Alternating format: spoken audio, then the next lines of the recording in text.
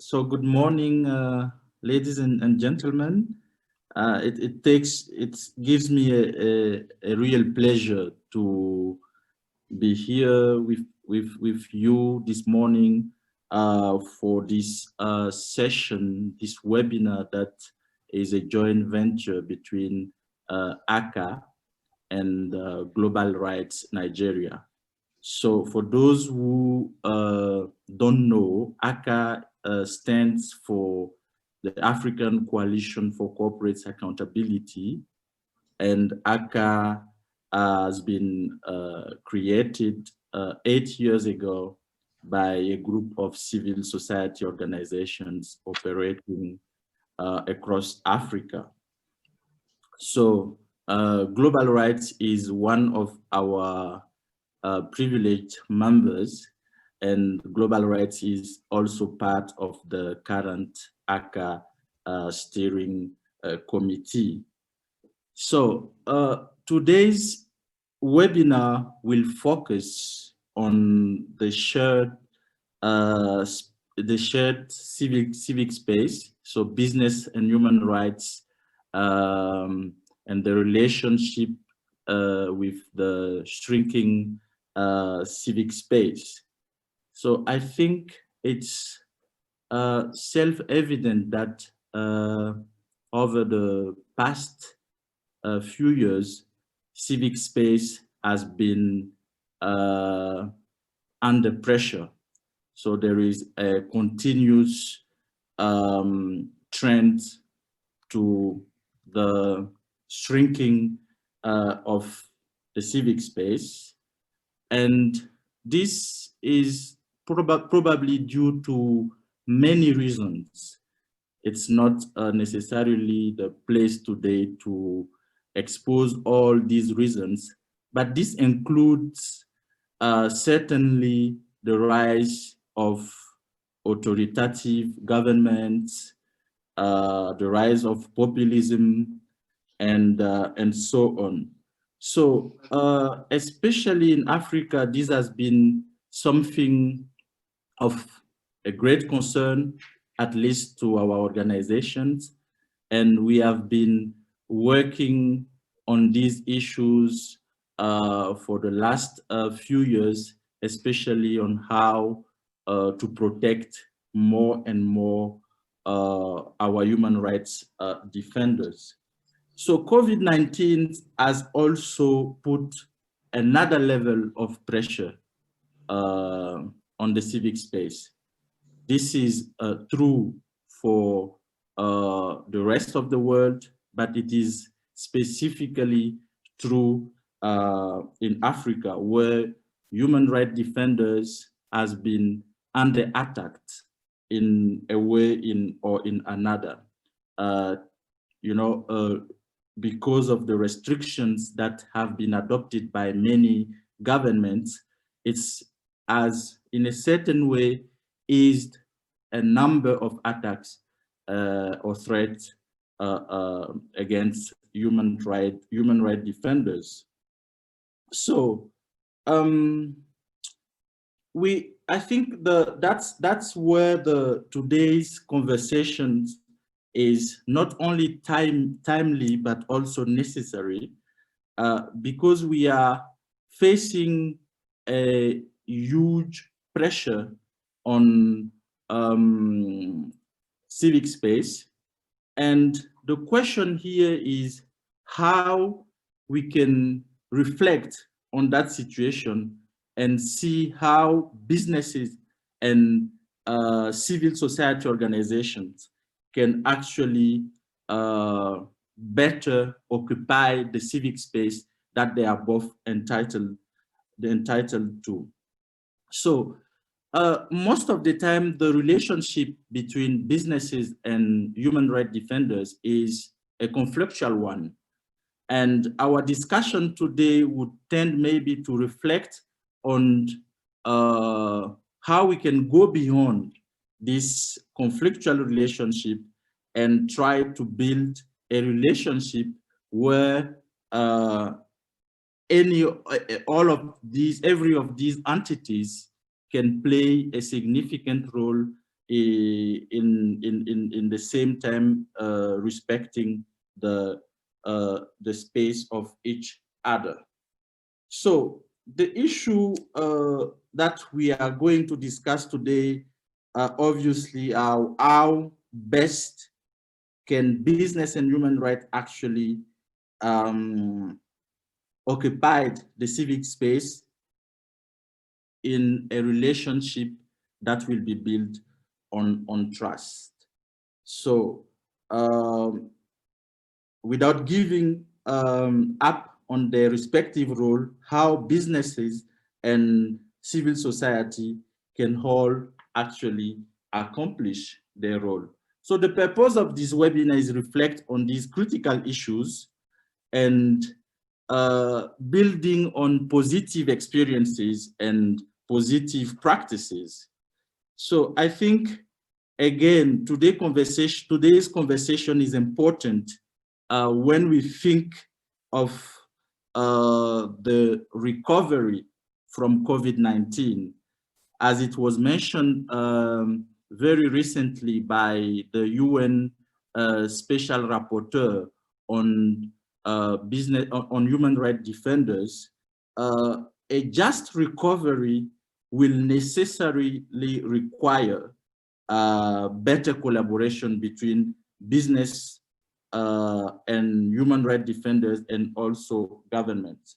So I'm happy that we are joined today in this discussion by prominent speakers from not only the African civil society, but also from business organizations and also from international NGOs. So I would really like to thank all of the panelists, but also all the participants. I would like especially to thank Mr. Mauricio Lazala from the Business and Human Rights Resource Center for accepting to share with us the recommendation from a very valuable report that was written by his organizations 2 years ago, and also for the work that the Business and Human Rights Resource Center is doing more generally. So I think this report is a starting point for our discussion today, and I'm happy that we have Mr. Mauricio with us. And I'm again thanking all of the panelists, and I will stop here and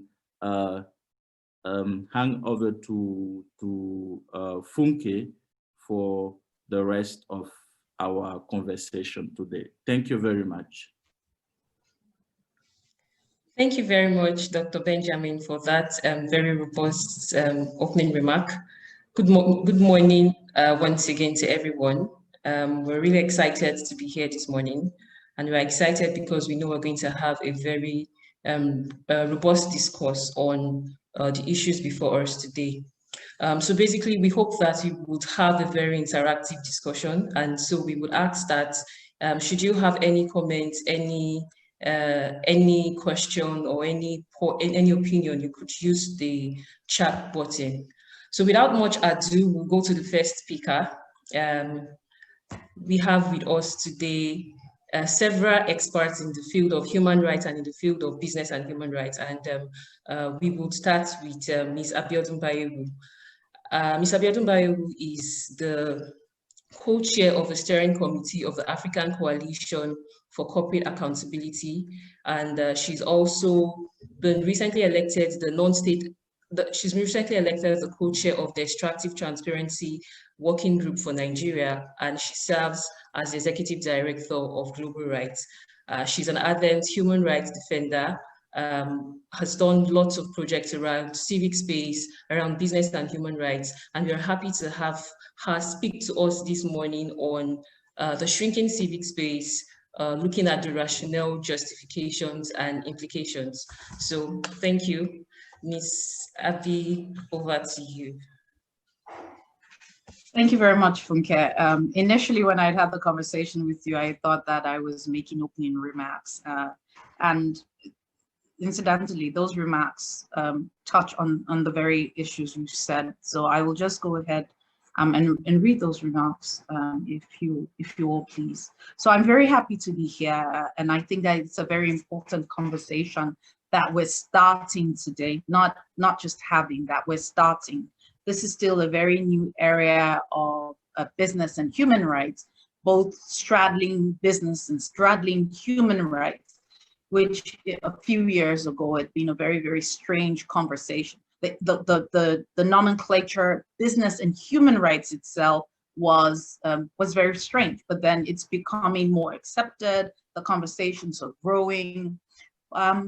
Speaking about the civic space on the continent in the past 10, 20 years has become more repressed. You would have thought that it would have been the military dictatorship of the 70s and the 80s that would have spoken more to the repression of the civic space. Africa's civic space has been repressed for centuries, actually, starting with colonialism, with slavery, with and more recently neo-colonialism.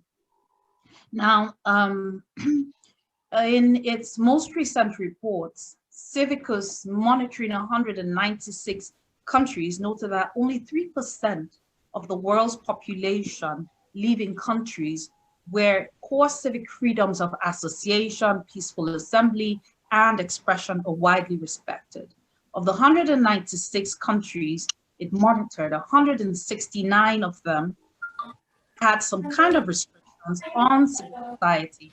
Even the most is the United Kingdom and the United States were indicted for limiting freedoms. In its 2020 report, it also stated that despite the protections enshrined in international law and national constitutions, people are already being excluded on the basis of their identities. International cooperation are already lacking and contested, with multilateral institutions undermined by maneuvering of powerful states, rogue leaders, anti-human rights groups, and large corporations. Samina Myrna rightly said that restrictions on civil society are the canary in the coal mine for broader freedoms of assembly, association, and expressions that are critical to stable government.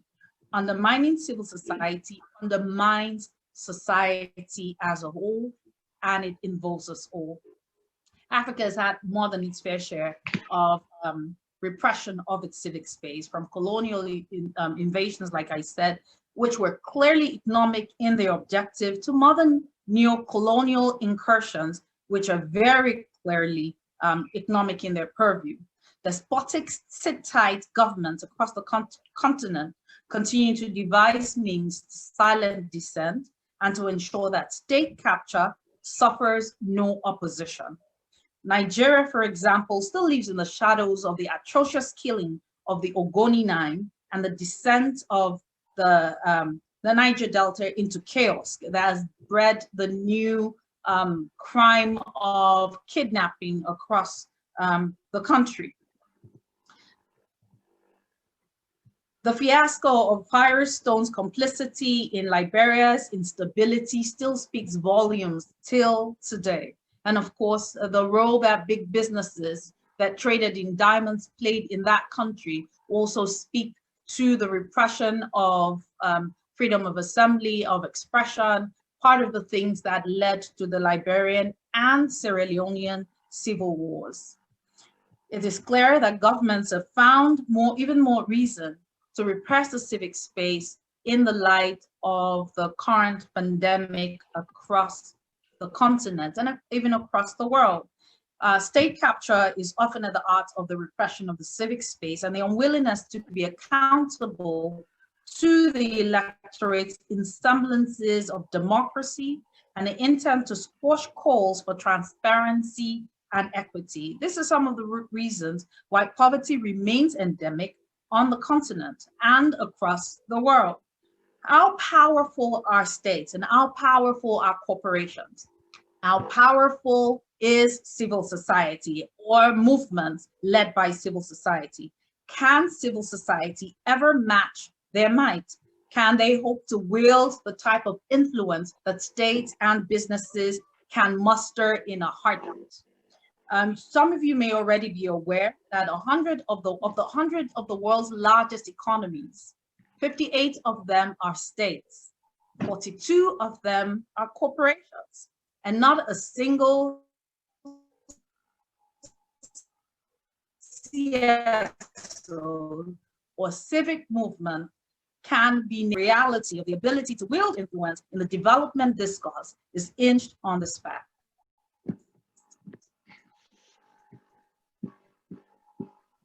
But businesses have not always been the way in rights violations. For example, a lot of their actions are covered. They would not publicize them. As a matter of fact, 70% of the negotiations and the conversations that go on between government and businesses on the repression of the civic space and of rights are behind closed doors, and 70% of them will never make the headlines in any country. They're not things that are publicly spoken about. But sometimes businesses need to develop sufficient spine in the spirit of enlightened self-interest to show loyalty to their customers and think of their own long-term sustainability by speaking the truth to power. And yes, sometimes publicly. I think to the cab drivers strike in New York in 2017, when the Trump administration had decided to block the entry of people from certain Muslim countries into the United States, and the failure of Uber to also line up behind the rights-based thinking of the cab drivers, that resulted in more than 200,000 Uber accounts being canceled across the world.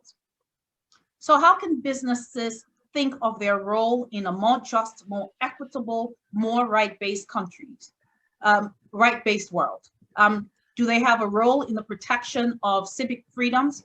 Can we appeal to their sustainability, to the fact that their sustainability and growth in the long term are hinged on the promotion of a rights-based approach, especially because they bear direct consequences on the development and the quality of life of citizens?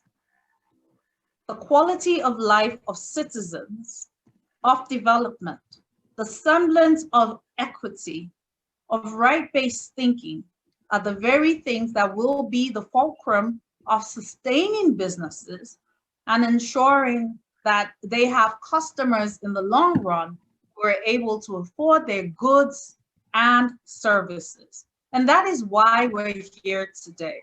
When we have businesses that cannot be trusted by their consumers, when we have businesses that do not think long-term of their own sustainability, that are not forward-thinking on the issues of growth and sustainability, then we will have instances of unstable states, which will mean unstable business atmospheres.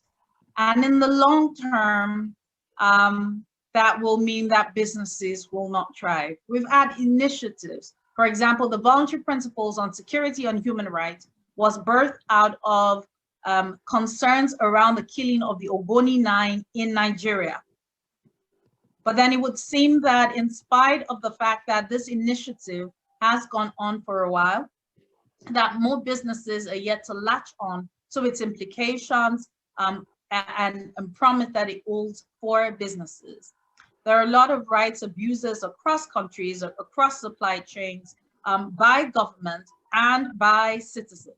And that if we have more businesses standing up, more networks of businesses standing up, since it's safer for them to think in terms of networks standing up to speak truth to power, that will have a saner, a safer, a more just world.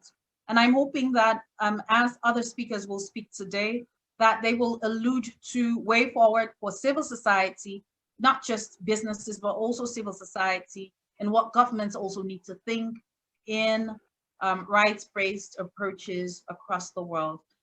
Thank you, and I hope that we'll have a fruitful conversation. Thank you very much, Ms. Avi, for that. One of the very profound things I noted that you mentioned is the fact that amongst the 100 largest economies in the world, we have 58 countries and 42 corporations, and then there are no CSOs. That is profound. And it's important that we have this discourse, because going forward, we need to find a way whereby these corporations that are world powers can actually be more human rights sensitive, in the way they handle their activities. So like I mentioned earlier, please do drop your comments, your questions in the chat box. We'll still have a session where everyone could also share what their opinions are. But immediately, we would quickly move down to the next speaker. I think he's here, yes. So we have with us today Mr. Soji Apampa. He will be speaking on understanding the nexus between business and the civic space. Mr. Soji Apampa is a co-founder of the Integrity Organization. At Integrity, they are initiators of the Convention on Business Integrity, a project launched in Lagos, Nigeria, to promote ethical business practices, transparency, and fair competition in both private and the public sector. We are happy to have you this morning, Mr. Soji Apampa, and we hope that we will be able to benefit from your wealth of knowledge. Thank you. Thank you very much indeed, Funke. It's a pleasure to be here. This is a very interesting area, because very often when you speak to business, they don't naturally see civil society as partners. And when you speak to colleagues in civil society, they very often see business as part of the problem. This is the first thing that would need to change. If we're going to leverage all the technical capacity, the economic resources, and the skills that the private sector has, and deploy it towards what we want to see to keep the civic space open. So let's start with a place like Nigeria. It is not always immediately intuitive that we have the same problems. Civil society and business in Nigeria are suffering almost the same way in Nigeria. And let me give you an example. We've done surveys on the issue of corruption. And the biggest fear that SMEs have is of the regulator. They are terrified of some of their regulators because they feel when they come for them, they have to pay. They can't stand up to them. So most of the abuses they get, it's not even, as you might imagine, just business abusing the rights of other people and so on. Sometimes it is the other way around. Even large companies, you saw the assault on MTN, was it 2 or 3 years ago, when they were fined $8.1 billion and another $2 billion on top. Meanwhile, the market capitalization on the Johannesburg Stock Exchange of the company, because of the announcement, was less than that 8.1 billion.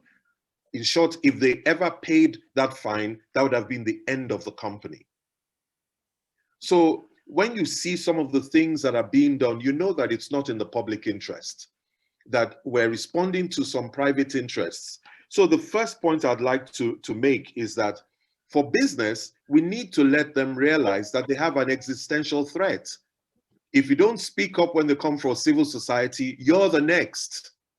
You're the next. If you don't keep that space open, because I remember that what some of us did then was to start a series called Regulatory Conversations and do research and publish all sorts to try to make the central bank explain why they had taken that kind of action. So MTN in the end depended on the work of civic actors in order to amplify the problem and show that it was not in the public interest. the kind of decisions that had been taken.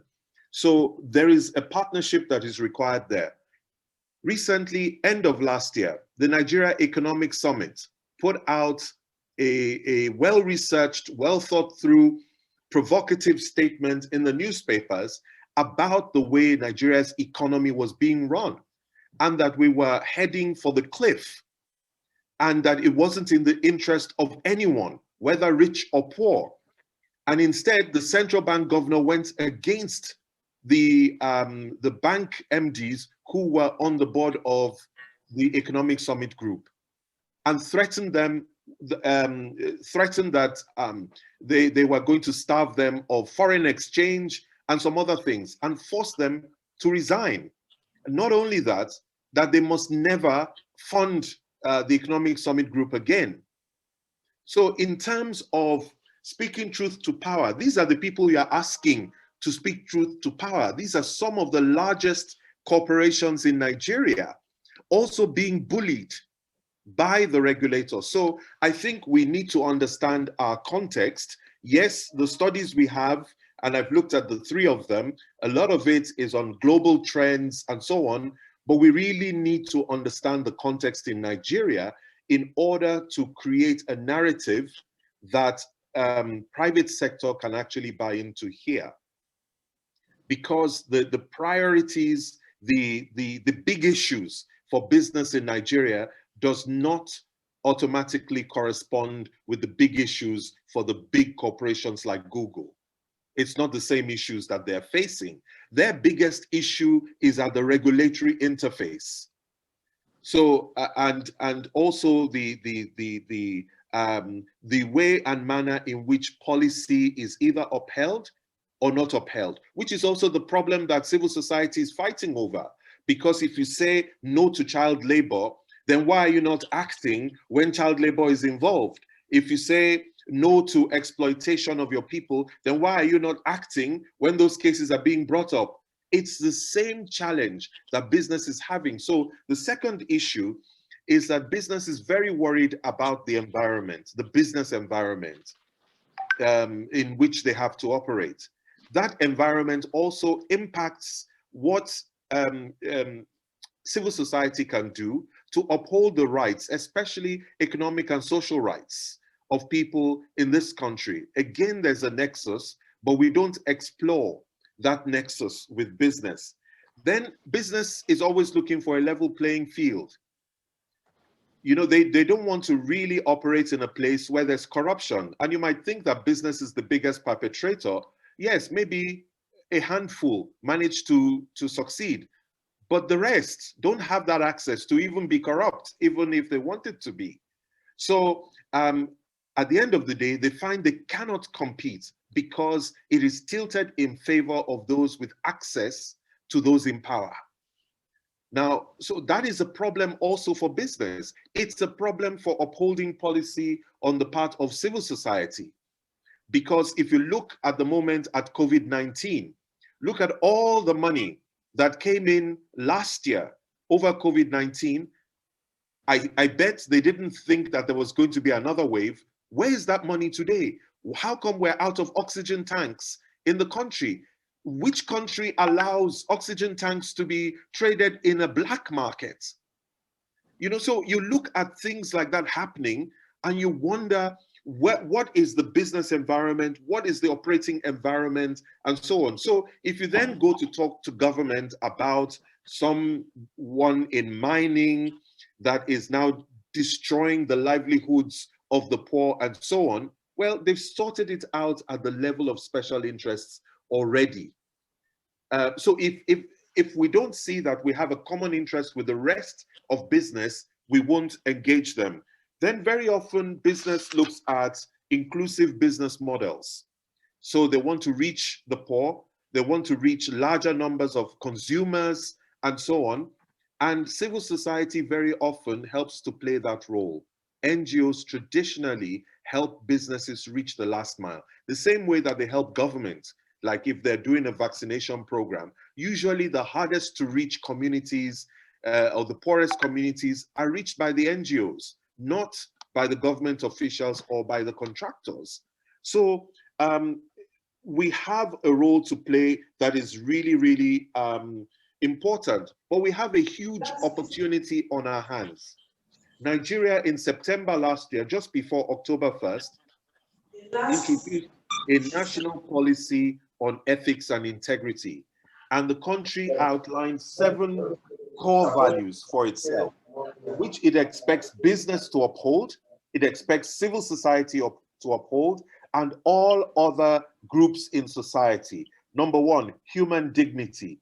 And if you read their casting of human dignity, it is really human rights that the government of Nigeria is saying should be part of our national ethics and integrity policy. Second is voice and participation.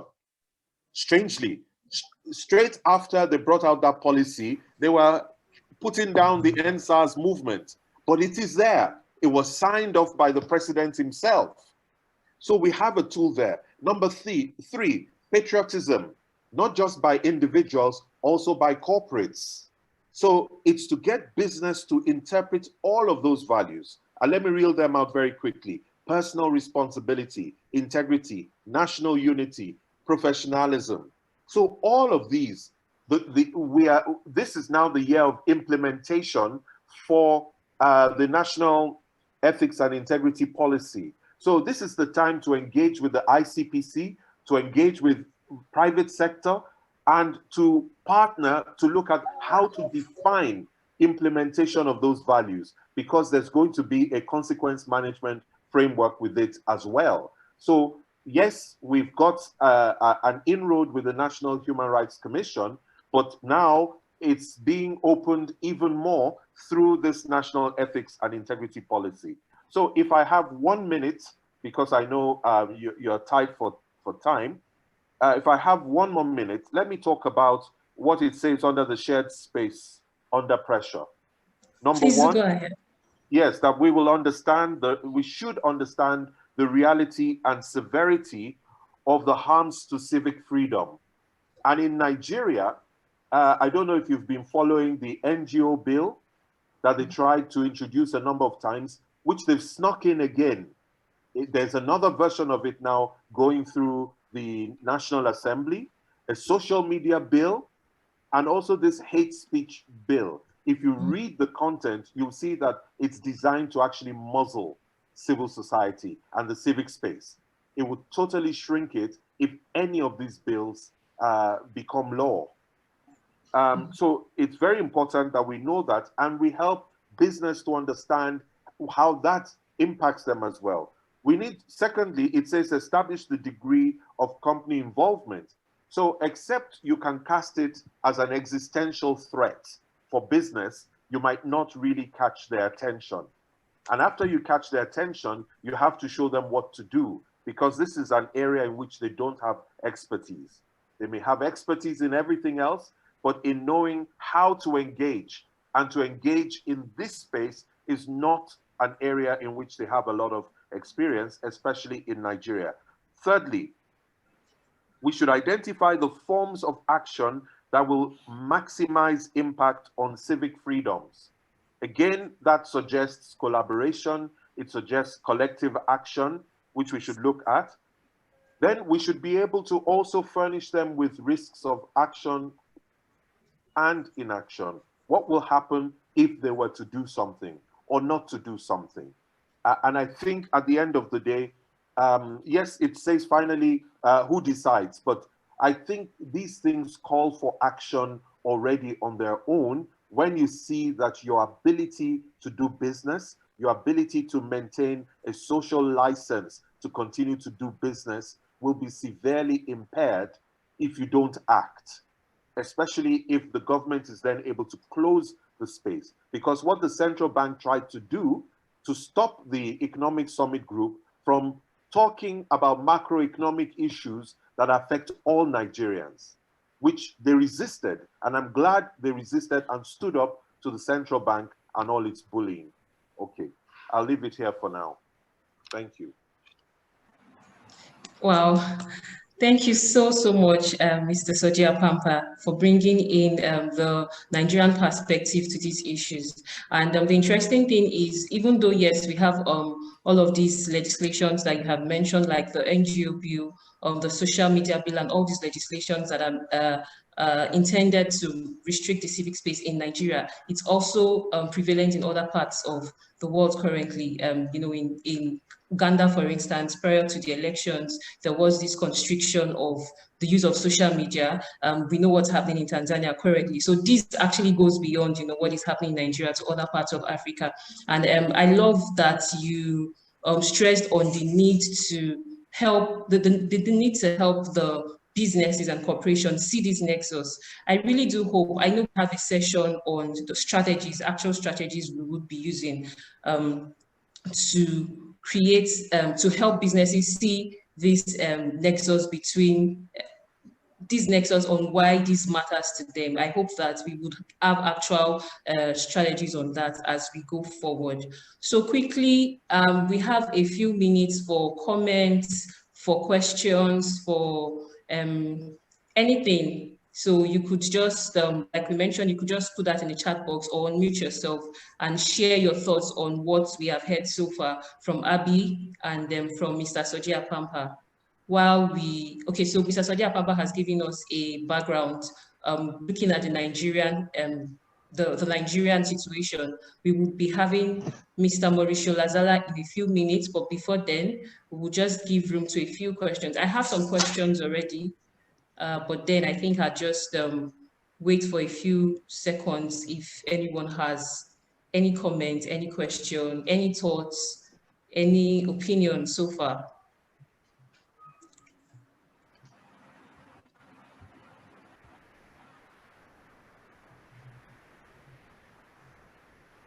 Okay.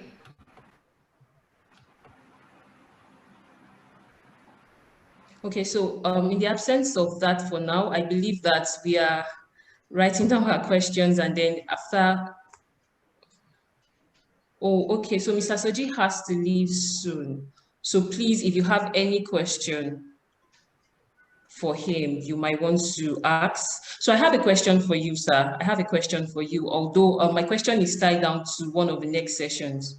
But then I'm really particular about how do human rights organizations help businesses to create this nexus. We as an organization, for instance, we have in many of our previous events, you know, tried to reach out and we are still reaching out to them. But then there's this sort of disconnect, like they don't see these things the way we see them. And then, so many times they just wait for very big situations like the CBN issue you mentioned to happen before they see that, oh, we actually have a role to play. So in your practice, how have you been able to help corporations and businesses see the nexus and see why they should be actually involved in, you know, this human rights and how to ensure that the civic space is left open? Okay. The first thing is that whatever we talk to them about, we have to show the link to their bottom line. Okay. Some of the larger companies understand a triple bottom line, and therefore it's easier because they're looking at people, profits, and planet. They can understand that, but many of those that are not the larger companies or the international companies don't understand the triple bottom line, and it's just the financials. So whichever one it is, we try to link the situation to their bottom line. So for instance, if the rights of some of the smaller users of the ports is being affected, I want to show the big companies how their fortunes are being damaged if they don't join in with the smaller companies now to support the reforms and the call for the reforms that need to be done. So it's not always overt. Sometimes they just fund a study or they fund some research, but they do something to move the work forward. Sometimes, like we introduced the corporate governance rating system. The reason why many of them took to that rating system was because it came up at a time where they would try to raise money internationally, but because of the corruption record of the sovereign, which is the country, they do not get a warm reception internationally to raise money. So they were all looking for, how can I show that I'm not part of the rot? And that was the way we positioned the rating system, that they could use it to rebrand themselves and also show how they were different and what practical things within their companies they have actually done not to do business as usual. So it gave them a tool, and therefore it was something they could embrace because it was helping their journey to their bottom line, but it gave us the kind of insights and data that we wanted from them. So there is a lot of work we have to do to think through and put ourselves in their shoes and then craft messaging that would make it attractive to them to even sit at the table with you.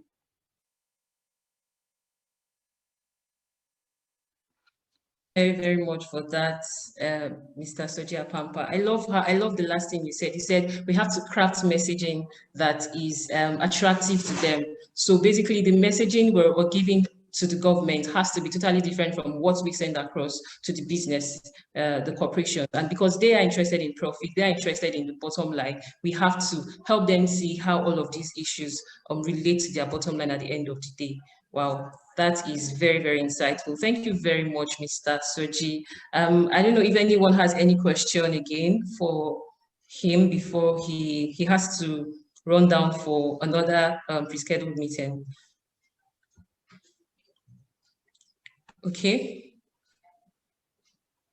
Okay.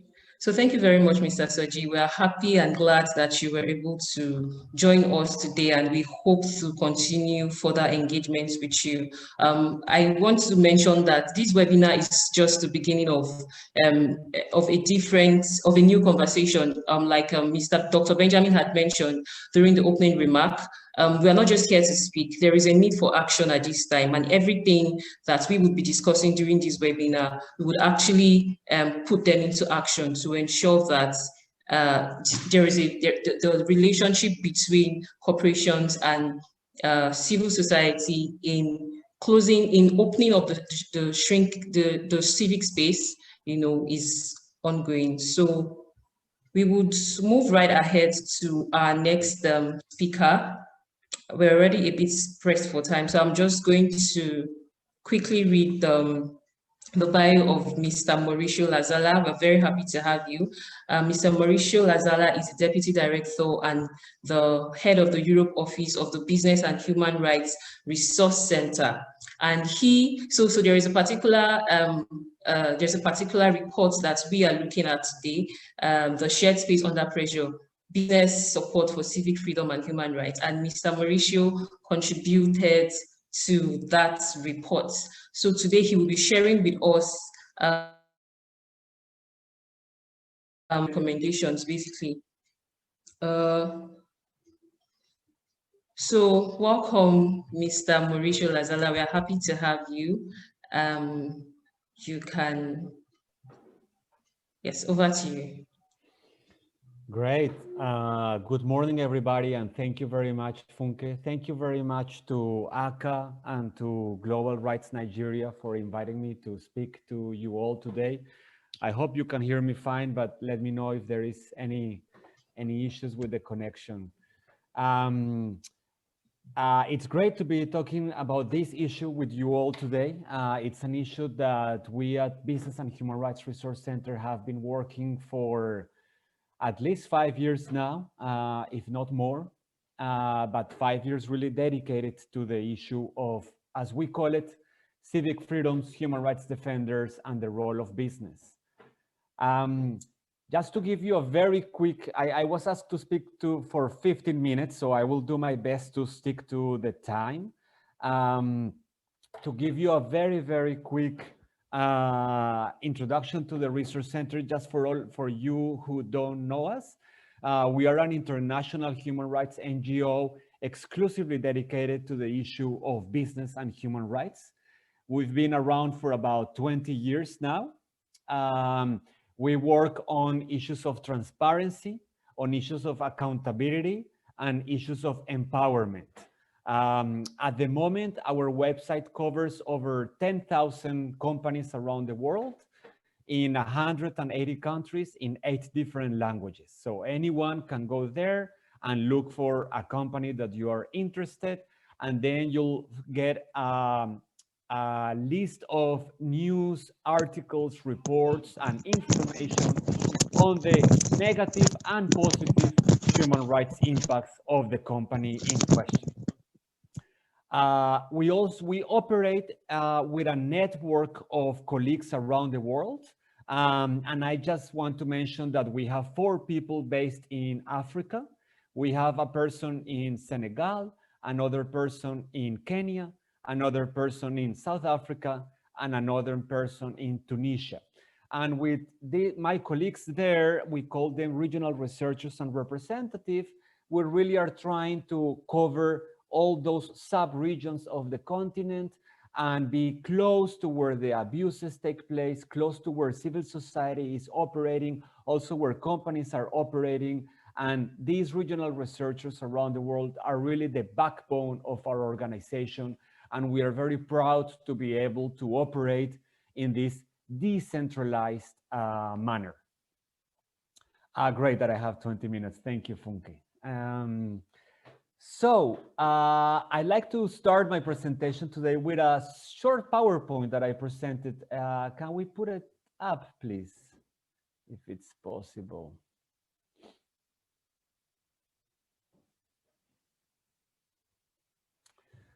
While we put that up, I'll mention that, you know, the introductions from Benjamin, from Abby, and from the speaker which we just had already touched on many of the issues that I wanted to touch. So that's great because that saves some time.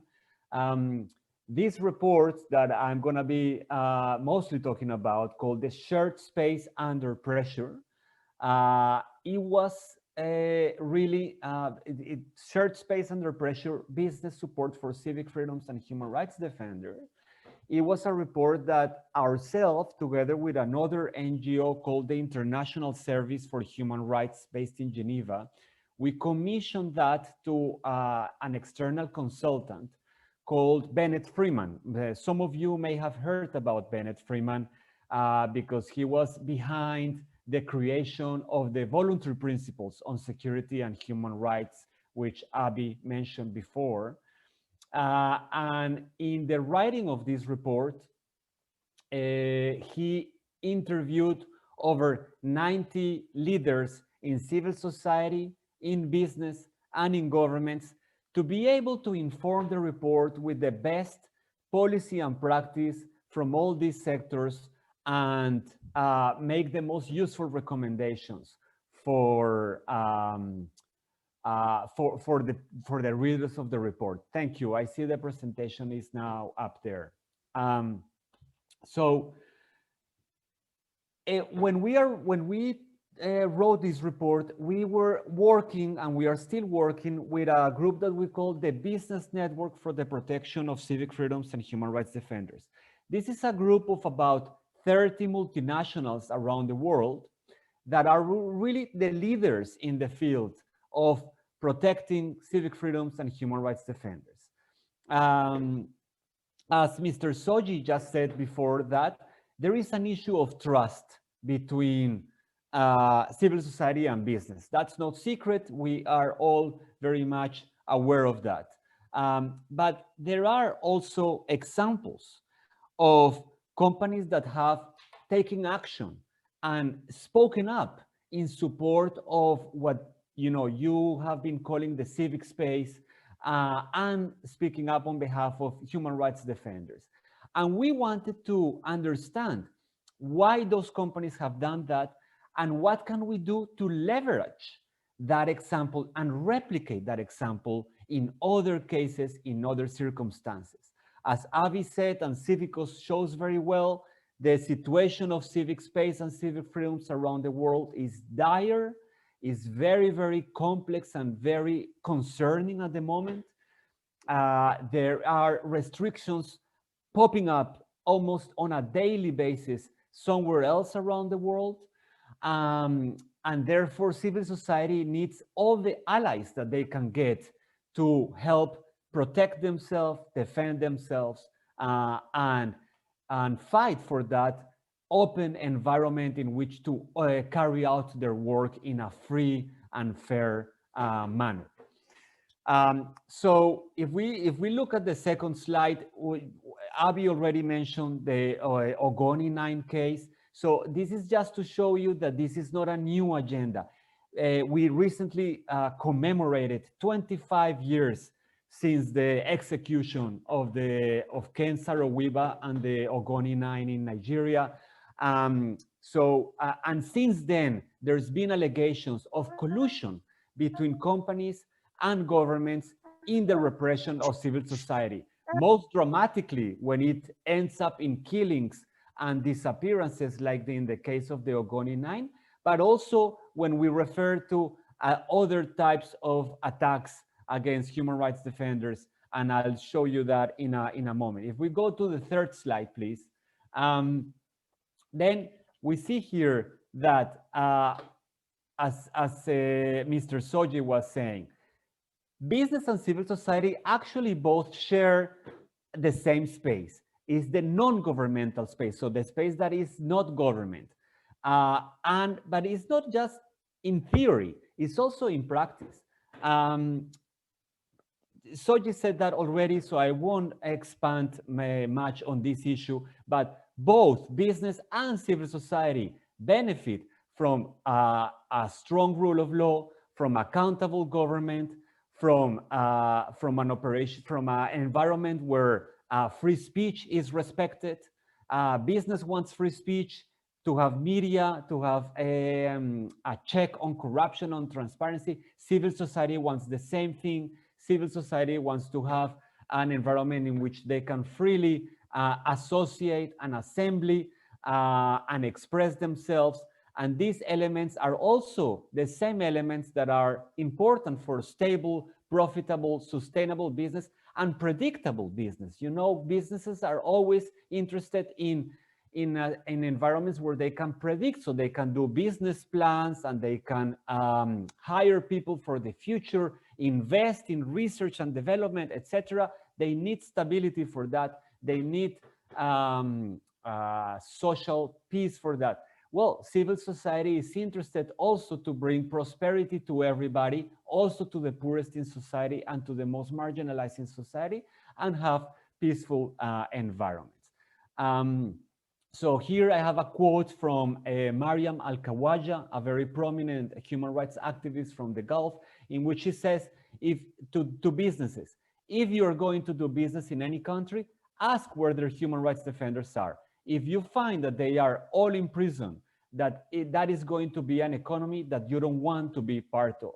And time again, we have seen that companies that enter societies where there is high degrees of repression against civil society, most of them end up regretting that decision later on. Of course, there are some unscrupulous, very, very unscrupulous companies that exist, that's the reality, and that they go into these very repressive states in collusion with the government, and they profit from the state of affairs. We want to see that that's a very tiny minority, and we want to put pressure on those companies to stop doing that as well. And there are mechanisms with investors and others, and that is already happening. Of course, there will also be lawsuits against this company, and the Democratic Republic of Congo is a good example where we have seen a number of lawsuits being filed in national and international courts against companies that profited from the civil war there. And there are even attempts to bring some of these companies to trial at the International Criminal Court and their individual liability and responsibility for the crimes committed there. Let's go to the next slide. And then we see there that, as I was saying before, we at the Resource Center, we have a database of attacks against human rights defenders that operate on corporate accountability issues, business and human rights issues. Unfortunately, we have already registered over 2,700 attacks against human rights defenders in the last 5 years all around the world. Many of these cases also occur in Africa. As you see here, 572 attacks were registered in the database just in 2019. We are right now processing and analyzing the numbers of 2020, of last year, which I suspect has also seen an increase in the attacks against human rights defenders. This is a very concerning situation. And it is concerning also for the companies that work with us in the business network for civic freedoms and human rights defenders. This is just one example of many. Berta Cáceres from Honduras, who was assassinated, it was 3 years ago, if I'm not mistaken, 2.5, 3 years ago in Honduras, after she raised concerns about the impacts of a hydroelectric dam in the lands of her indigenous community in Honduras. And the fact that she was a former winner of the Goldman Environmental Prize did not help her and did not protect her. Let's go to the next slide, please. So that is like the negative situation at the moment. On the more positive side, I wanted to show you a few examples of companies that actually have supported civic freedoms and human rights defenders. So Adidas, for example, Adidas was the first company in the world that adopted a human rights defenders policy. Not only a human rights policy, many companies have human rights policies, and some of them are good, some of them are less good, but Adidas adopted a specific policy on human rights defenders, on defending and protected human rights defenders. And not only the policy, but they also have acted on that policy. I don't usually compliment a lot of companies because we in our work cover misconduct and misbehavior by companies on a daily basis, and it's very difficult to find positive cases. But this is really a case in which we have seen the company taking steps in Vietnam, in Cambodia, to protect civic freedoms and to protect human rights defenders. They're acting on their policy. There are other examples here. I don't have the time to tell you about all these examples, but I will tell you a little bit more about the one that you see at the bottom of the slide there, Tiffany and Company, because this relates directly to Africa, and it is actually the case that prompted us to investigate all these issues more deeply. This was the case of a prominent independent journalist in Angola called Rafael Marquez. You may have heard of him. He had been writing for many years about abuses happening in the diamond mines of Angola. And after one of those reports in 2015, where he described horrible, horrible human rights abuses that were committed by the private security guards of these diamond companies in the mines and around the mines against artisanal miners that had been mining the rivers there for centuries. After one of these reports, the diamond companies actually sued Rafael Marquez for supposed libel, defamation, and he was facing the prospect of 10 years in jail over these trumped up allegations, claims that were untrue. So a lot of NGOs in Africa and around the world gathered together to support Rafael Marquez. In his case, they wrote letters to the government, they made a campaign to free him. But the company wasn't backing down. The government itself was made by some ministers who were former military people who had shares in the diamond companies and in the private security companies that were the target of Rafael Marquez's report. So they didn't have any interest in going easy on Rafael Marquez. So we thought, what else can we do if these NGOs are already writing to the government and it's not having much effect? What else can we do to put pressure on the government to release Rafael? And we thought, why don't we write to the diamond companies themselves and ask them if they want to have a say on the issue. To make a long story short, three companies finally made a statement. One of them was Tiffany & Company, which is a very well-known diamond company in the world, in which they themselves wrote to the government and said that they support Rafael Marquez, they stand behind him, and they call on the government to immediately release him. He was released indeed. His 10 years in jail were commuted for 6 months suspended sentence. And some time afterwards, when I met Rafael in Geneva in one of the UN forums on business and human rights, he told me that the statement from Tiffany had actually made a difference and had helped his case there. So this is an example of how companies can use their reputation, their influence, their leverage to support a human rights defender that's needed. I think we may have lost the slides, but never mind. I'm in my last 7 minutes of the presentation. I wanted to mention also that the COVID-19 crisis, as the previous speakers also mentioned, unfortunately has been used as a pretext by many governments to further restrict civic freedoms, including freedom of association, assembly, and expression. And therefore, we now more than ever need to be with our radar well open and well tuned to detect these kind of attempts and resist them, act against them. So, how should companies really address this issue? In the report, in the Shared Space Under Pressure report, we make 3 cases to companies to take seriously this issue: the normative case, the business case, and the moral case. The normative case is basically to repeat what is already in the UN Guiding Principles on Business and Human Rights. It very clearly says there that when a company has been linked or has caused harm, they have the obligation to act to remedy that harm. So there is no need to expand on that, but there is not only when they are linked or cause the harm, there is also an expectation for them to take a stand on any issues that relate to their industries, their supply chains, their sector, their staff. So the guiding principles really is a floor and not a ceiling. So there is discretionary space for companies to do many more things. There is also the business case. Already the previous speaker, Mr. Soji, spoke about that, so I won't go further into that. And there is a moral case for companies to do the right thing.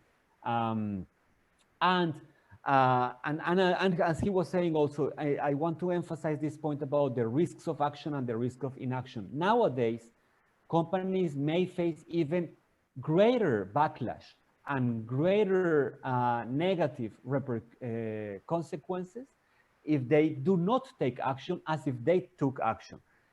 We live in the world of social media. We live in the world of immediate news. If a company stays silent for too long, they may be facing more harmful consequences than if they do something. And we have seen that in the case of United Airlines in the US, in the case of Nike, in many cases that I can go more into depth later if there is time. Finally, so what should companies do? There is a spectrum of actions. Not always taking public action is the right thing to do. Sometimes if they go behind closed doors and they do private representations with the government to say to a government, you know what, it is not helpful what you are doing. You should let these people out of jail, or you should stop the repression of striking workers, for example, which is actually a real life case that happened in Cambodia. That could have more important positive results for the human rights defenders in case. But sometimes it is about taking public positions, public stands, and issuing statements like Tiffany did, a letter to the government, a public letter to the government that makes the difference. Also, the companies can operate individually, but can also operate collectively. And we have seen actually multi-stakeholder initiatives like the EITI, like the Fair Labor Association, like the Ethical Transparency Initiative, like the Global Network Initiative, and others taking collective action in support of civic freedoms and human rights defenders. Sometimes actually for companies it's easier to get together with other companies in support of these issues. I think I have 2 more minutes. And in those circumstances, we have seen that governments react. There is also an option of working with investors. And investors is a new area that is poorly understood, to be honest, in civil society, but actually has huge, huge influence, both on companies that they invest in and on the governments where they are.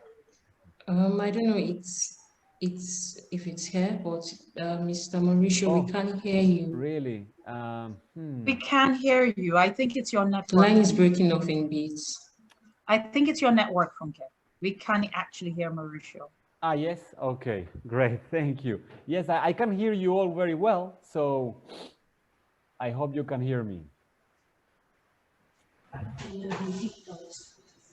I see that also the PowerPoint came back. If we can move to the last slide. I am basically in the last slide already. Thank you. And talking about the possible actions that can take place there. And I would lastly want to address the issue of trust. I completely understand, we completely understand civil society that has reservations when they are asked to partner or collaborate with companies on any of these issues. Fully understood that.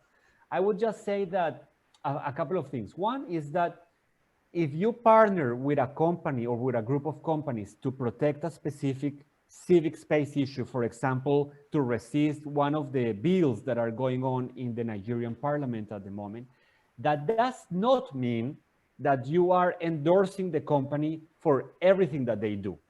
For example, in our work with the Business Network on Civic Freedoms and Human Rights Defenders, we do encourage them to take positive actions in support of civic freedoms and human rights defenders. But we tell them very clearly, if the next day you are found to be abusing human rights in another country, we're gonna come to you and we're gonna ask you to respond publicly to those allegations of abuses. So working in this manner does not give you a carte blanche, they say in French, to go and abuse human rights the next day somewhere else. That is very clearly the message, and it's important, and companies accept that, and at least the progressive companies accept that and understand that that's not the case. And the second thing to mention is that we live in very dangerous moments, and civil society needs all the help and all the partners that they can get. And it is not us telling civil society to do this partnership. It is human rights defenders themselves. They come to us like Rafael Marquez, like some people in Central America and some people in other parts. They come to us and they say, can you please help us find a company that can support in these efforts to resist the restrictions of civic space? And that's why we do it. I'm gonna share here in the chat an article that the Fund for Global Human Rights, which I think supports many NGOs in Africa, actually wrote to civil society saying, consider partnering with businesses when and if makes sense, when and if it's necessary to resist the closing of civic space.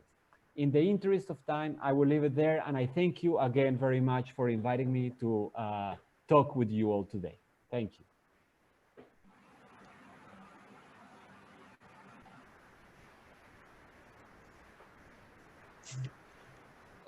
Thank you very much, Mr. Mauricio. For the last part of while you were speaking, I don't know, I had some little issues with my network. I was just trying to get back. We actually do have some time on our hands, so we would still like to hear you share some thoughts on actual strategies that we can use to close up the gap between corporations and businesses. But before between corporations and CSOs, can you hear me? My network is pretty unstable. Yes, can you hear me? Yes. Yes, we can. Yes, Okay, we can hear okay, you. okay, thank you. Thank you very much. So I've had some direct messages already saying people have questions, they have comments. So before we go into that, I would like to have a sense of who our organization and the country from which we're in the call, and then go straight to the questions and comments on the presentation so far. So I would start.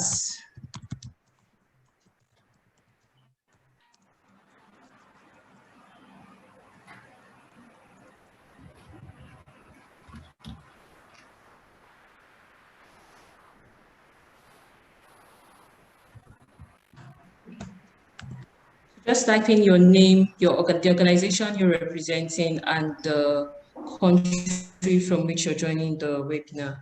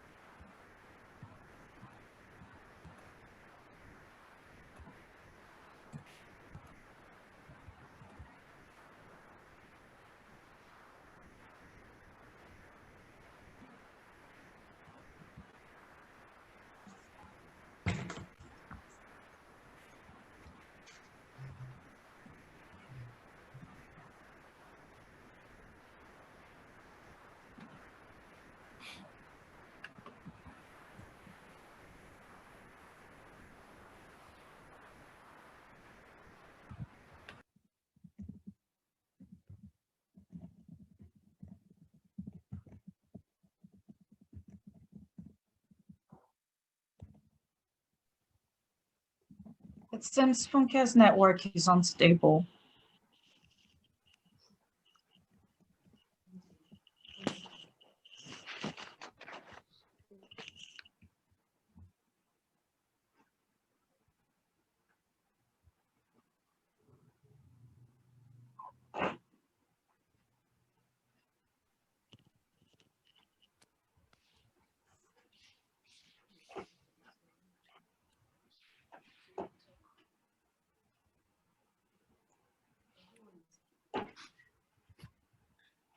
Okay. I had to just change. Still muted. Okay. I had to change my network. Sorry about that. Okay.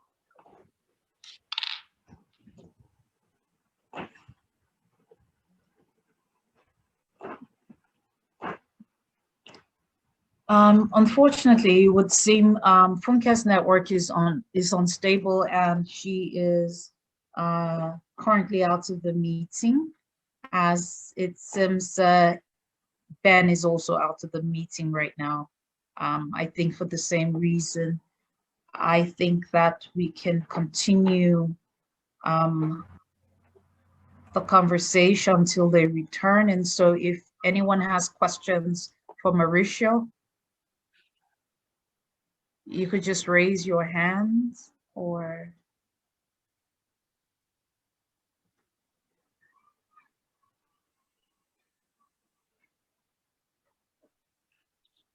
Hello. Hello. So this is Funke.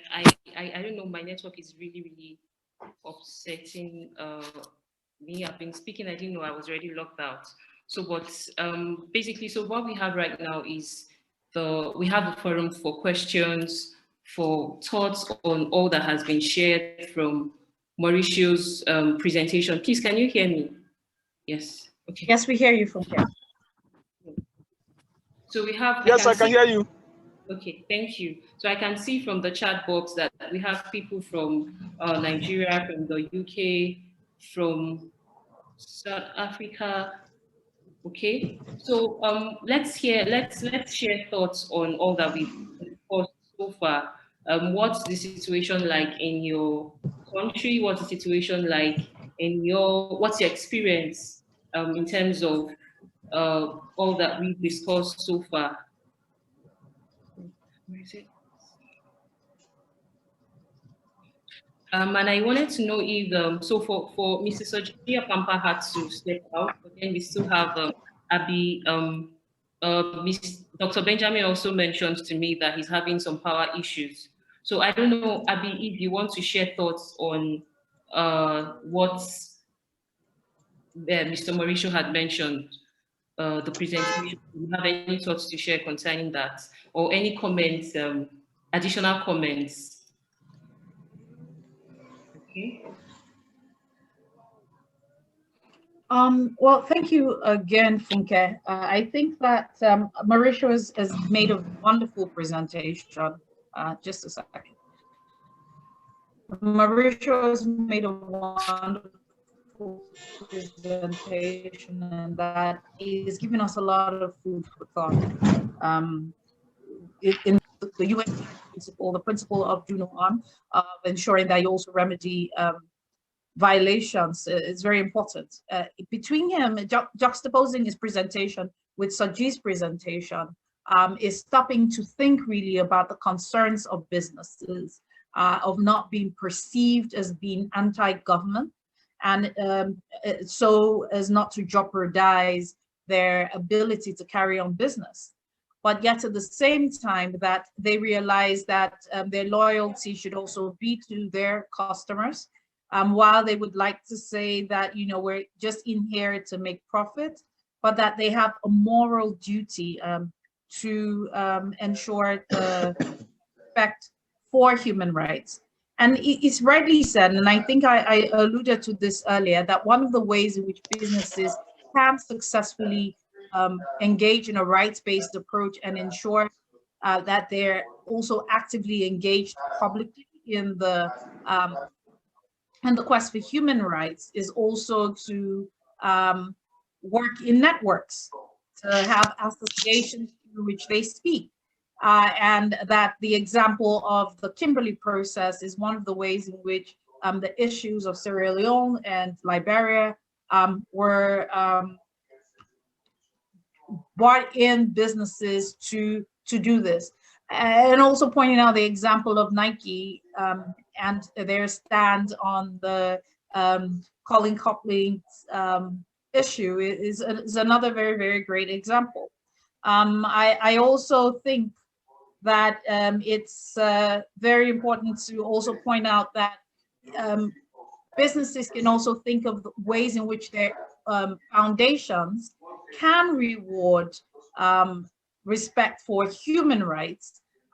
For example, you had the Goldman Sachs award, the Green Nobel, going to Brownwell in Liberia at the highest point of the persecution that he suffered from businesses and government, and how that brought the entire conversations, turned the conversation around to bring more issues, to bring more light on the issues of human rights violations in the environmental space in Liberia.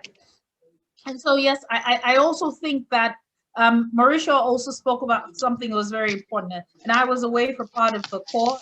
My internet went out, which was that the hesitation of civil society to engage business, which is when you think that we often reject the monies that businesses are willing to offer us, and rightly so. And it's also about perception and narrative that we create in those stands, but that we should think of support as not just in terms of monetary terms, but in terms of background support for issues. For example, like you had for the Ogoni 9, resulting in the voluntary principles for security and human rights, like you would have for issues like the large companies in Nigeria offering support palliatives for COVID, but then being able to challenge government as to accountability for COVID spending and to the respect of rights on COVID. Having the Bar Association, for example, speak more truth to power about the current Companies and Allied Matters Act in Nigeria might also be another issue that we might want to think about. But I think that colleagues in the room and across the continent may also have instances that they would like to speak about, or challenges they have with the solutions that Mauricio has posited. So.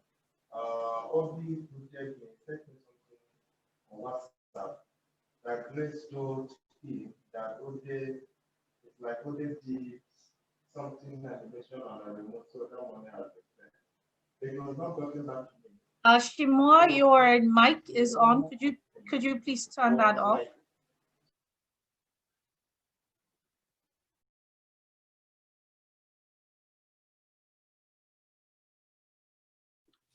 Thank you very much, Abby. So we already have some comments and some questions. So I'm going to read that of Kwadumdi John Oko. So he says, I think businesses need to know that respect for human rights is just the right step for them to increase relevance and maximize profits. Happy people, happy businesses. Thank you for that, Mr. John. So I think we already agree on this. So the question going forward is, what are the actionable strategies? What are the practical steps we can bring in to help businesses understand this? So before I read out Mr. Valentine's notes, I have a question here for Mr. Mauricio. It was sent to me via direct message. So it says, how can we encourage businesses to come in to speak about the shrinking civic space, or at least put out statements considering that their actions can make a change?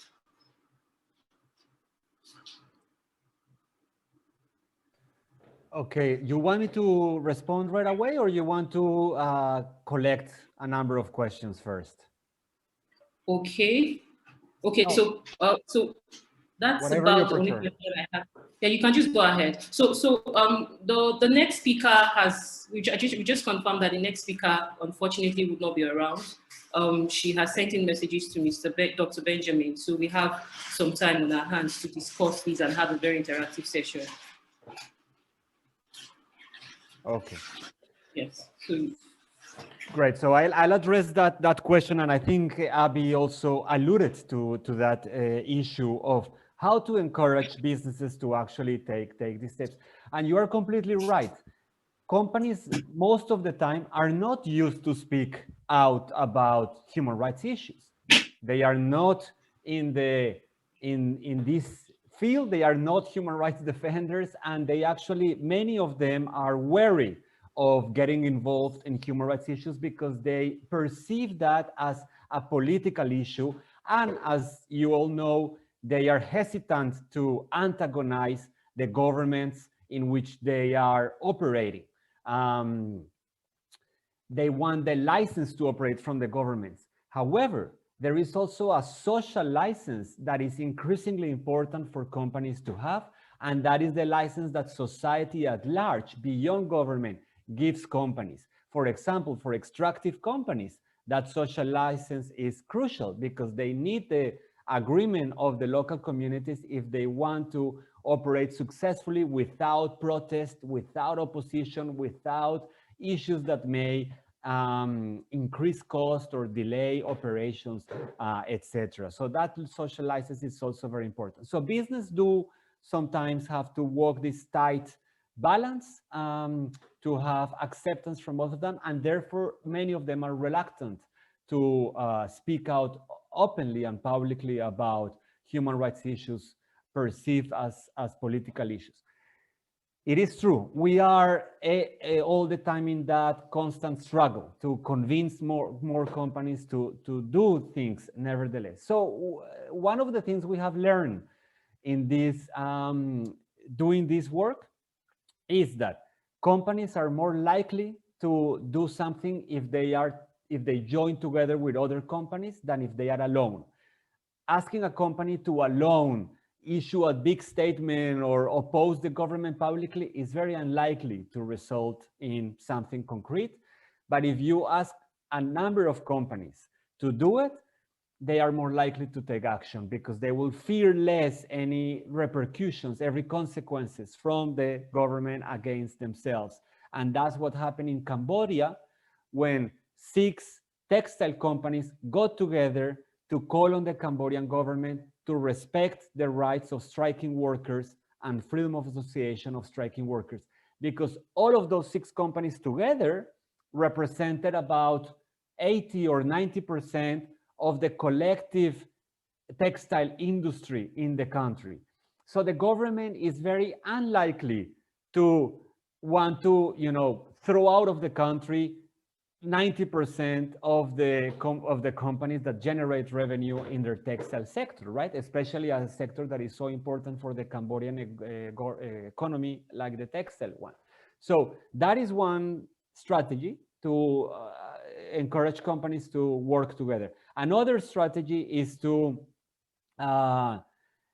show companies that they can do things in a diplomatic manner that still benefits civil society, but doesn't necessarily antagonize government. For example, give funding for civil society. That's not a political statement, but that helps civil society a lot. Or, for example, IT companies, Microsoft is a good example in which they have offered digital protection software and tools for free to civil society in their attempt to protect civic space and increase the ability of civil society to defend themselves from digital attacks. Anyone, by the way, can go to Microsoft and if you're a registered NGO, you can get this software called Account Guard for free for them, which for other clients, it costs a lot. And a third strategy that I would mention, Abby mentioned customers. Customers are very important for companies. Yes, that is true.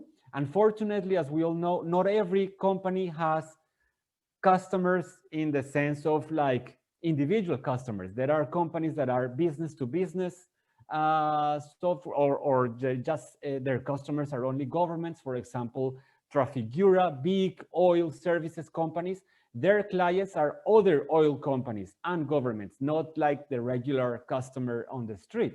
How do you leverage those companies that don't have a public face? These are huge companies, but no one has never heard of them because they don't sell to consumers. Well, use investors, because they do have investors. Even if they don't have consumers, they do have investors, and the investors increasingly have more ethical concerns. And there is a huge rise in what is being called the ESG investment, environmental, social governance investment.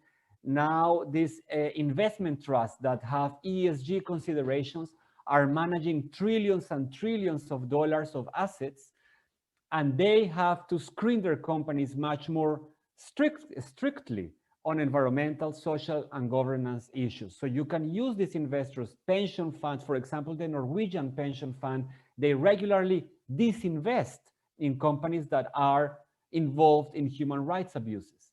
So use these investors to put pressure on companies. And another leverage of pressure on companies is their own employees.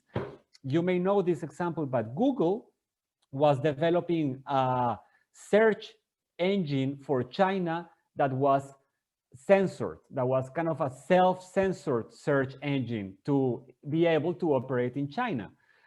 And they also were developing a software for the Pentagon in the USA that was going to increase the capacity of the Pentagon to spy on citizens. Well, both of these business development ideas fell down, were canceled, and were shelved. Why? A lot of that was due to pressure by the own employees of Google that organized, mobilized, wrote to the senior manager saying that they were opposed to developing a sensor search engine and a spyware software, and Google had to back down and shelve those initiatives, their own employees putting pressure. So that increasingly is also taking place. So these are all ideas and ways to put pressure on companies for them to take action or to encourage company action, despite the fact that it is difficult to convince them to take action on these issues. Thank you very much, Mauricio. That's quite expansive. And I love particularly the first point you made concerning the need for them to work together, because going just alone, they will not be able to effect as much change, as going as a coalition or as many people. So we have a comment here for you with respect to your earlier presentation from Valentine Kunuji. It says, very interesting presentation. I just wanted to chip in that there is an increasing recognition of the role of financial institutions in institutionalizing respect for human rights by corporations, known as sustainable finance. That is by withholding financing from corporations that have breached human rights or projects that would potentially or inevitably violate human rights, or ensuring that loan agreements include covenants that oblige corporations to avoid violation of human rights. So that's a comment from Valentine Kunuji. You want to say something on that? Yeah, so this, thank you very much, Valentine. This goes along what I was just mentioned about environmental, social, and governance responsible investment. It is also called sustainable investment by other names. It is true, it's not only in pension funds and in asset managers and big investment firms, it's also the International Monetary Fund and the World Bank and multilateral financial institutions that have these more stricter sustainable or ESG criteria before they give the loans to different business projects that they work. So that is another place where civil society has been operating. Some of you in your organizations may know that there is a coalition, called the Coalition for Defenders in Development. And that is exactly what they do. They lobby and put pressure on international financial institutions to consider human rights more seriously in their investment decisions and in their loan decisions. So, if you don't know them, I'd be happy to share with you the contact details of this coalition. You can work with them to put pressure on these financial institutions to consider human rights issues. And again, exactly, sustainable finance, as Valentine is saying, is on the growth, is increasing a lot nowadays. And more banks as well, private banks, are going into this field and considering these issues more closely. Of course, we need to be critical in the sense that some of these investments that are called ESG investments are very light, very soft. So, for example, they're mostly focusing on environmental issues, because environmental issues are easier to measure, are easier to demonstrate that you are doing something, and they are less focused on human rights issues or social issues. So it is important to also be discerning and look into the details of the indicators and of the policies of some of these investments that are called socially responsible investments, and actually see which ones are taking the social aspect of ESG more seriously than others, and perhaps focus on those and work with those to put pressure on the companies to take action in these issues. And again, we can help you with that. We have some expertise that we have developed in that. My colleagues in Africa or my colleagues elsewhere can help you a lot with these activities, this lobbying and this campaigning. All right. Thank you, Mauricio. So I have a question, and it's been going through my mind while you were speaking, Mr. Mauricio, and I would like if Abby can also share thoughts about this. So many of these corporations always are looking at the political and reputational risk associated with getting involved in human rights. And I think it was earlier on, someone had mentioned that it's all about the baseline for them. So how do we help them to see that while they're trying to preserve their reputation and cover up for these political risks, also engaging in these conversations is very, very important for their businesses? Yeah.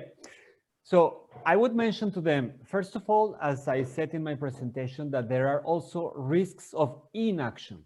And a good example of that was, you may remember, I think like about a year and a half ago, there was a video on social media that went viral, and it was the security guards getting inside a plane of United Airlines and removing forcefully a passenger there. They actually grabbed him and dragged him along the corridor of the plane, and everybody was shouting and opposing that measure, but they actually dragged him and put him out of the plane because they had overbooked the plane. This was before COVID. They had overbooked the plane, and they were just asking for people to give away their seats, and no one wanted to give away the seats, so they just went and took this poor man and dragged him out of the plane, which was outrageous. But the CEO of the company didn't say anything. He stayed silent, probably because of exactly the calculations that Funke is talking about. He thought that it's better to let this thing go by, not say anything. Profit is always the most important, and if I don't say anything, maybe this thing will disappear, and we just continue with our business as if nothing happened. Well, he was completely wrong, because the video went viral on social media. Everybody was talking about this issue. It went on all the news channels, and the investors starting to put away their money from United Airlines. The share price of the company fell by 25% in 3 days. We are talking about billions and billions of the value of the company being wiped out of the stock market in 3 days because of the scandal. So at the 4th day, he did come out, the CEO come out and apologize to the person, say that they will pay compensation, etc., etc. That was too late. Already the share price has gone down for 25%. It recovered a little bit, but it still was down from before the scandal. So this is an example to show companies there are perhaps even more dangerous if you don't say anything, if you stay quiet in front of these kind of things. And the other thing I would say is to companies, for them to convince them is what we mentioned before: the importance to keep consumers happy, the importance to keep employees happy, the importance of keeping investors happy, the importance to have a social license to operate and have reputational rewards. Companies that do this kind of thing, for example, Tiffany did that letter on behalf of Rafael Marquez, and nothing happened to the bottom line. The bottom line was not affected. Actually, they managed to attract more of this sustainable investment into their company, more ESG investment, because investors started seeing them as a more responsible company, a company that was really taking seriously their human rights policy, their code of conduct policy, and their policies that many times are very nicely written, but they are not translated into action. This is an opportunity for companies to translate into action many of the things that they have said in writing or publicly, but it's just talk. Until they don't do something, until they don't walk the talk, they cannot actually demonstrate that they are seriously about these issues. So they have a lot of opportunities and rewards to be gained by taking these things more seriously.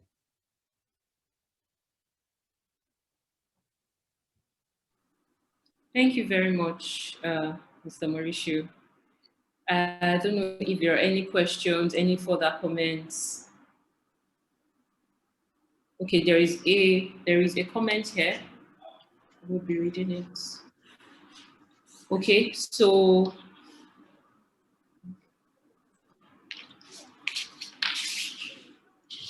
Ramatu Umar says basically human rights should be mainstreamed into business practices as a matter of policy. Yes, there are several policies already, like the one earlier mentioned.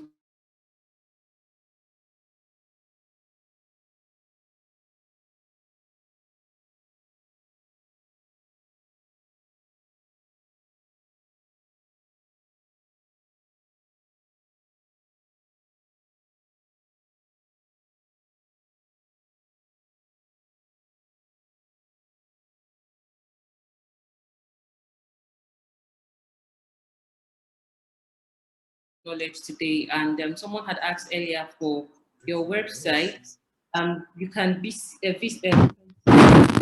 resources on the Business and Human Rights Resource Center. I would type in the website again.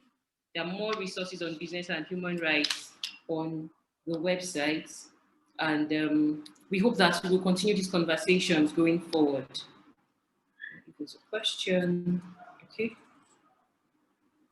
Yes. That's the website. Is, yes, thank you very much, Mr. Mauricio. So, thank you so much. Yes. So, I hope we've had a very insightful session today. I hope we've taken notes. I hope our minds has been open to the possibilities, and considering the current shrinking civic space in Nigeria and across the world, I hope our minds have been open to strategies that we can use to ensure that corporations and businesses are part of the actions we want to take. So I'm going to call on my boss, Abby, to just give her final thoughts and wrap up the session in the absence of any question, any further question or any further comments. Please, can I say something before I become in? Yes, please. Yes. Yeah, in some states where some corporate miners are violating the rights of host communities, and oftentimes either in partnership or with support of the government. What action can civil society organization take to bring such a company to book? The company may not be a multinational company. It could be. So I want to know where there is a violation of host communities' rights, and the company is also not opening up its space for the civil society to engage it in order to know what they are doing. What is the next best line of action for human rights defenders to take? That's my question. Thank you. Thank you, Mr. Akurifuku. I think Mr. Mauricio is still on the call, so if you want to share your thoughts on that, then Abby will add up her thoughts to how to give her wrap up. I'll just take it together with my comments. Dr. Okezie, thank you for your question. I think what you're alluding to is where businesses themselves are and what can be done. I think that first of all, that the violations of this human rights should constitute crimes in your country, and that you can use the normal court processes or administrative processes. For example, you've mentioned host communities. For example, for mining host communities, would you consider sending a memo, a petition to the Ministry of Mines and Steel, reporting them to funding organizations, the African Development Bank, the FAO, ensuring that you're able to call them to accountability where it hurts them. And also, most companies will not like bad press. And so that if you will engage the media, that you may be able to get them to behave better in this instance. And of course, that civil society is also always willing to help host communities navigate conversations with companies, and where companies fail, that we're able to engage media, able to engage government, and where government is complicit, able to also engage international instruments and processes. That said, my first, I would like to thank Mauricio very much for joining this call and for sharing with us his wealth of wisdom. We think this is not the end of a conversation. This is actually the start of the conversation. We're happy, of course, to collaborate with the African Coalition for Corporate Accountability. As some of you on the call may know, this was an initiative that was started by Global Rights, and it's wonderful to see that it has taken a life of its own and is leading the discourse on business and human rights across the continent. We have a lot of work to do on the continent, not just the continent, across the globe. If only 3% of the world's population live in countries where civic freedoms are guaranteed or widespread, then we have an epidemic, a pandemic that is greater than COVID across the world. Our world is not healthy, not just physically in terms of COVID, but in terms of the respect for rights and freedoms. And that we must ensure that this conversation, this dialogue goes on till we're able to build a culture of rights, not just with civil society and movements, but with government and businesses. Businesses must learn to respect rights. Shell has done itself some of the greatest disservice for being complicit in the violation of rights in the Niger Delta. And they will forever have on their conscience the blood of the Ogoni Nine, and the 25th anniversary of the killings of the Ogoni Nine, that we remember not just the Ogoni Nine, but remember the atrocities in which Shell was complicit either by their silence or their active participation. And there are a number of organizations who have also lost credibility, which is something you may never be able to gain back, as Mr. Pampa said, once it is lost. That we need to think deeper about how businesses can be engaged, but also how civil society can engage businesses. Let's make this clear.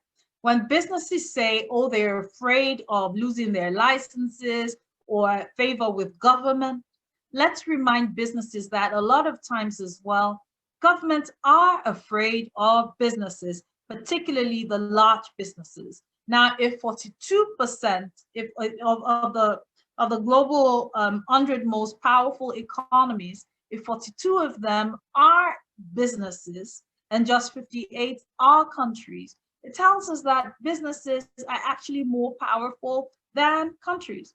And I was engaged in a conversation with Lise just before the webinar had started to say that in a lot of countries, and as COVID will show, governments are businesses and businesses are the government.